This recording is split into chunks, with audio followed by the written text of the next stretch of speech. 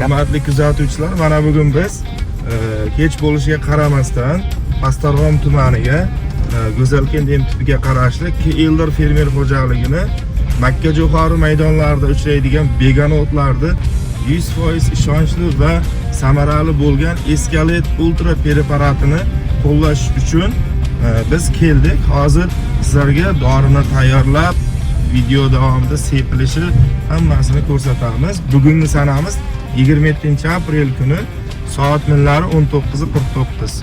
Kechki paytda sevilsa natijasi zo'r bo'ladi.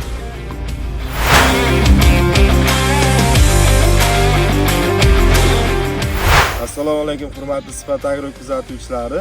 Mana bugun biz Samarqand viloyati Pastdarg'om tumani Go'zalkent tipiga qarashli Keldor fermer xo'jaligini Makkajo'xori maydonida uchraydigan barcha begona o'tlarga qarshi samarali 100% ishonchli bo'lgan Escalet Ultra preparatini gektariga 1 litri 300 grammdan rasxod qilib qo'llash uchun kelganmiz.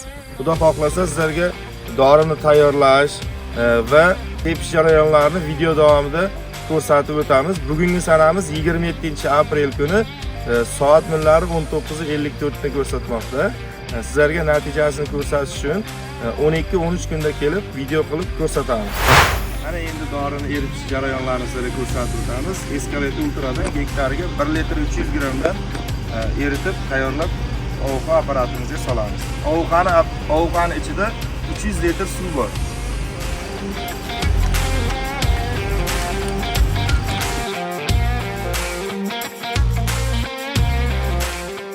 Mana bu dorimiz 1 litr. Mana 300 gramm solyapmiz.